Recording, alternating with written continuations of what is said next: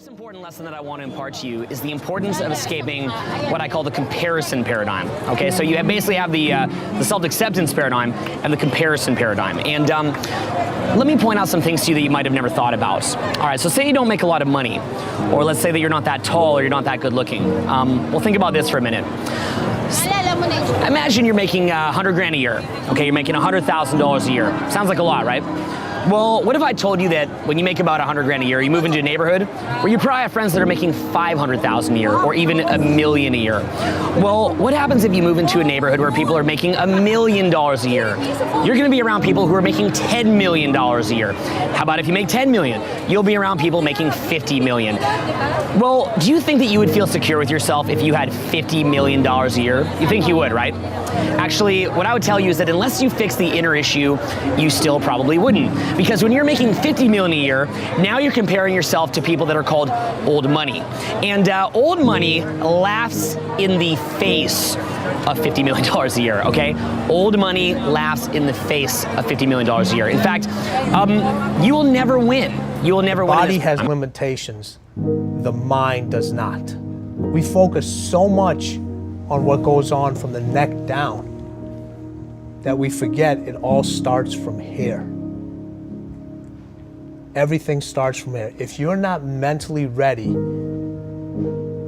you're never really physically prepared. And that's where the preparation starts. I firmly believe that everybody in this room, everybody on this planet has a gift. It's your job to figure out what that gift is. Then it becomes your job to decide whether you're going to act on that or not. Everyone sees the work that you put in, but it's what you don't see is going to determine how far you're going to get. I hear stuff all the time. People say, oh, look in the mirror and you'll see why you're not succeeding. I don't believe that, okay? It's what you don't see in the mirror. That's what's holding you back. It's what you're not willing to see is why talent is not enough. And when you finally see it and accept it and decide to work on it, then you can take that next level. Yeah, who you spend time with is who you become. Because whoever you spend time with affects your beliefs and your values, and your need for their love, their attention, their significance will affect. If I'm going to play tennis and I play someone worse than I am on a regular basis, I am not going to get better. Right. So you play magazine. Yeah, you do that. Even if you play terrible, your skill sets are going to grow significantly because of your desire to connect and to play at that level.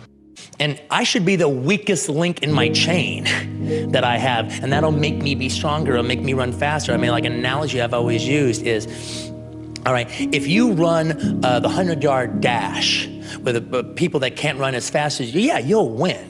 Hands down, you know that. But if you run with people much faster than you, all right, yeah, you might come in last every single time, but your time will be better.